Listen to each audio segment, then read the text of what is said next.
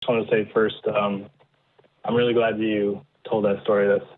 That's very kind of selfless to be able to tell that story in this situation. And I really like the point that you brought up about making sure that we got this from a real perspective, and it's not just news to us, because I think that's really, really important, especially right now in this time in the country. But so thanks for saying that. I appreciate that. And especially after that, my really esoteric question just seems completely pointless. But well, what are we about if not esoteric, pointless questions? Yeah, you're definitely right about that. So my question. Sorry, sometimes I use humor at inappropriate times, but go ahead. So I was actually I kind of called in on a whim today, just because an hour ago I was just watching the most recent Atheist Experience upload, and part of the discussion came to the fine-tuning discussion, and the one thing that I always wonder about this, because I'm not very versed in any kind of philosophy or any kind of like academic type of logic, or if you could say, I don't know if that even makes sense, but like whenever people get into the fine-tuning type of stuff, I always get really annoyed by one point. And before I'll say that, I just want to say it's not just religious people that say this. In like reading about science or other things like that, it seems like a lot of different people, even unrelated to religion, talk about the fine-tuning type of concepts and like the universe being so perfectly fine-tuned and everything like that. Like it seems pretty common for physicists to talk about this just from a physics point of view also. So what I've always kind of like a little bit annoyed by, and what I'm wondering if there's a reason for this, is that it seems to me like when you're going to talk about fine-tuning, it seems to me like the conversation is so redundant because of this point. Like if the universe wasn't fine-tuned, or at least if the universe wasn't formulated in a way to be able to sustain life, we wouldn't be here to ask the question. So, and I know that seems like kind of naively, like almost absurd to say that, but it's really that simple, it seems like to me. It seems like, even if the universe is perfectly fine-tuned, like unbelievably fine-tuned, where there's a trillion, billion other universes out there that don't have life in them because it's impossible in those, that doesn't mean anything, right? I mean, we're here because we can be here,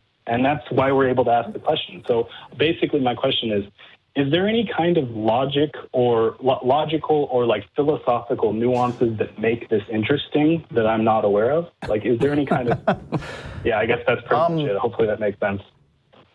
I think the answer to the question is mainly that people in general are bad at statistics and are bad at perspective.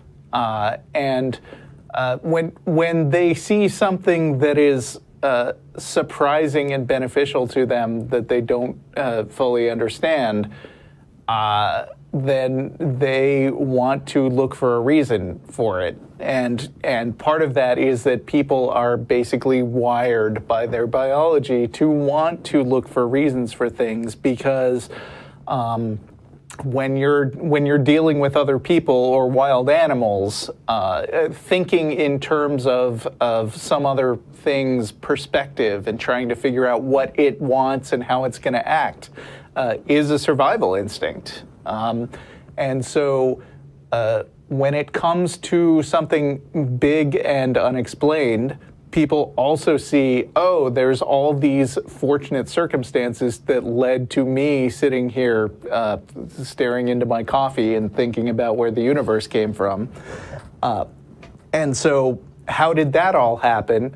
And then the part of your brain that predicts whether a guy is about to come at you with a stone axe activates and says, some guy must have wanted me to be here, because that's the way things work in the universe I'm familiar with. That's kind of a general answer to your question about why do people find this convincing, which I think was your question.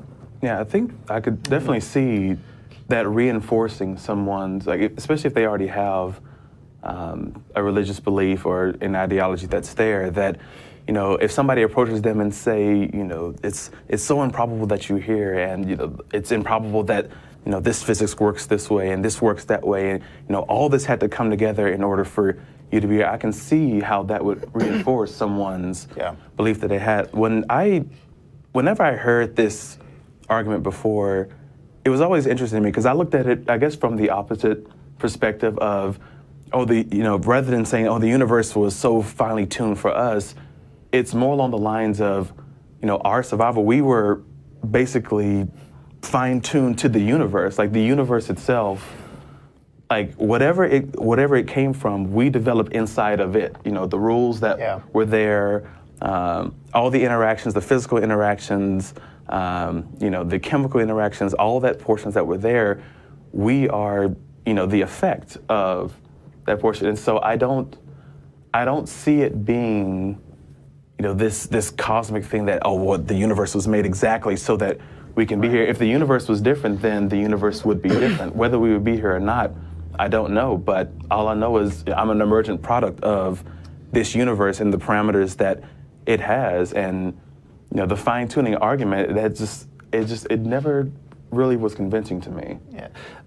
There's also another thing that occurs to me, which is that people are basically culturally brought up to think of things in terms of dramatic stories.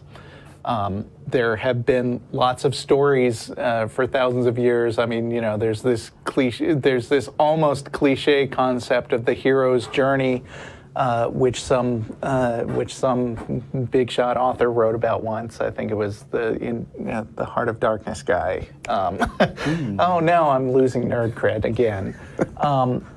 But like, you know, the story of Star Wars, for instance, where Luke, but this can be mapped onto really old stuff like the Iliad and the Odyssey, and somebody is living at home and contented, and then some big event happens to shake up their life, and they go through all these trials and overcome adversity and defeat the big bad guy at the end. Mm-hmm. And that narrative structure is really satisfying to us, and we tend to frame our real lives in terms of that. And I'm reminded of a webcomic I saw. It was probably Saturday Morning Breakfast Cereal one time, where this young boy is saying to his father, well, I'm tired of living in this little village. I'm going to go out and find my destiny. And the dad says, you know, most people who find their destiny just go out and get murdered by wolves because fairy tales aren't real. And then he goes out and he gets murdered by wolves. And he's like, oh, well, this sucks. But you don't hear about those stories because they're boring. And so there's a survivor bias, which says that the people who survived and thrived weren't just lucky ever. They were the hero of their own story. And I think that's what the fine-tuning argument is. Yeah. And that was Joseph Conrad, the author of Heart of Darkness, right? Yes. Got it. Nailed that one. Yeah, that makes sense. I think Matt likes to make this point a lot, that if you're playing bridge, for example, and you deal all the cards and everything comes up perfectly and you get the perfect set of hands, that's actually exactly as likely as getting a completely chaotic, meaningless hand. And we like to statistically, we like to pretend like that's a lot more meaningful than it is. So well, that's cool. Yes and no, because the odds of a fantastic, unique bridge hand are the same as a very specific, unique, chaotic hand. But also, there are a lot more chaotic hands. There are a lot more ways you could organize the cards to make a meaningless hand. So it is still surprising and interesting when one comes up, but if you deal yourself 1,000,000 hands of bridge and then 1 in a million comes up as an amazing 1 in a million hand, you should expect that from time to time. Or like if it's a 1 in 1,000 hand, then it's going to come up 1,000 times, right? And people often don't run the odds or don't know how to run the odds, and they also don't consider how many different kinds of hands would have been very good hands. Yeah. I think it also comes to, I guess, our people kind of focusing on ourselves, because it usually focuses on the human species for life, that fine-tuning for life, but a lot of it, boils down to us, like looking at our lives here. But I mean, there's so much that can go wrong and so much that can kill us in any instant. Like, there's so much that's the universe has to offer. Like, it's the enormity of that I wish I could be alive for so much longer while we explore this thing and our technology grows, but we're such a tiny blip on this huge radar of what you would call the universe. It's to say that we're so that, it was fine-tuned specifically for this small particular portion to manifest and to grow seems a bit absurd, considering the sheer scale of everything else that exists in the universe that we actually know of at this point. Yeah, but it's absurd in a way, but people want to feel important, and it's disconcerting. And that's what I was saying before. Yeah, it's uncomfortable for people to think maybe I don't have this amazing story arc, and I'm not the one who beats Darth Vader. I'm not the guy. I just watched a YouTube video last night, desperately scrambling for more nerd cred. It was about the Laserdisc game Dragon's Lair.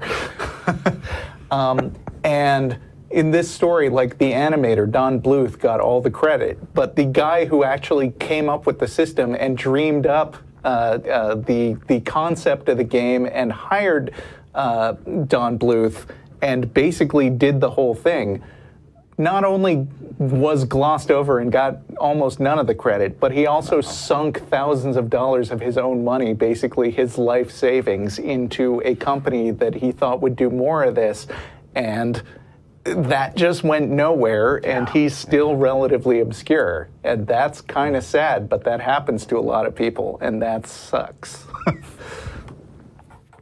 Just to I don't want to get into another long. I don't want to take up any more time, but I just we'll be quick on the last bit. Okay. Yeah. I just want to put this out there for everyone who's interested in the concept. At least, I think, since we're already kind of in the subject, I think that I feel like culture is kind of sort of going in the direction of being interested in less relevant stories, if that makes sense. I think that culture is kind of feels like entertainment is slowly getting more and more. Definitely not on a grand scale. Popular culture is always, popular TV shows and things like that are always going to be very kind of simplified. But I feel like in general, more and more people are kind of interested in things like that. And it would be very interesting to see that shift more in that direction. So for anyone interested in, or anyone who's creative out there, I think that's an interesting thing to try to work towards. But yeah. Thanks for all the thoughts. That's very interesting, everything you guys said. Okay. Well, thanks for calling. Bye.